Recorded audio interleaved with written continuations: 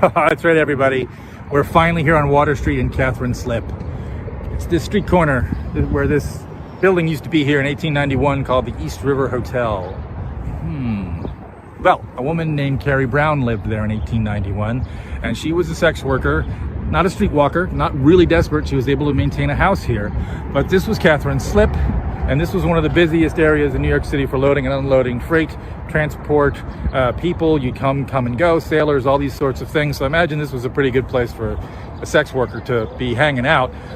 That area has all been destroyed. You can see the big housing developments were built up after World War II because, you went to war, you don't want to move back in with your parents. And New York City is still expanding, even a new public school in 1965. More housing developments here, and then you have the Manhattan Bridge over there by now. And of course, New York's greatest mascot, the storage guru. That's the good idea, by the way. That's the one they put up.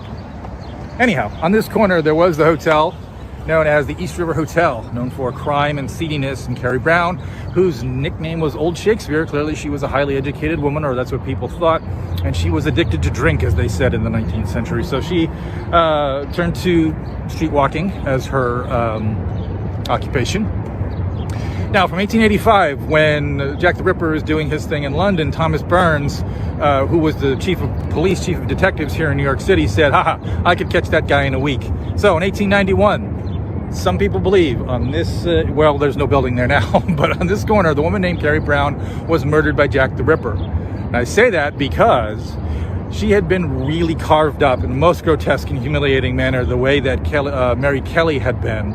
And she picked him up, brought him back, snuck out, and nobody heard anything.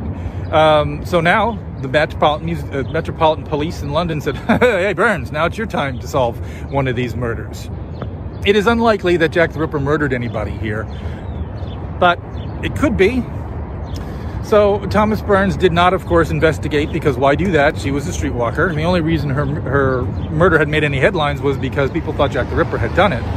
He clearly had stopped, or at least they thought, in London, and I don't think that's the case, but I think they thought he stopped after Mary Kelly, so now he's coming to America, because anything weird and fantastic has to involve Americans in some way. So he didn't really do any investigating. They arrested his next door neighbor because he was Arab. And he was, of course, tried because and found guilty because he was Arab. And he went to spend a year in prison until it became clear that the New York City police had done no investigation. They just arrested a foreigner and said, yeah, we got him. Although he had probably seen the man that murdered Brown.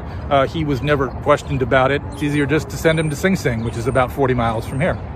Anyway, if there was a Jack the Ripper murder in New York City, this is where the place where it would have happened.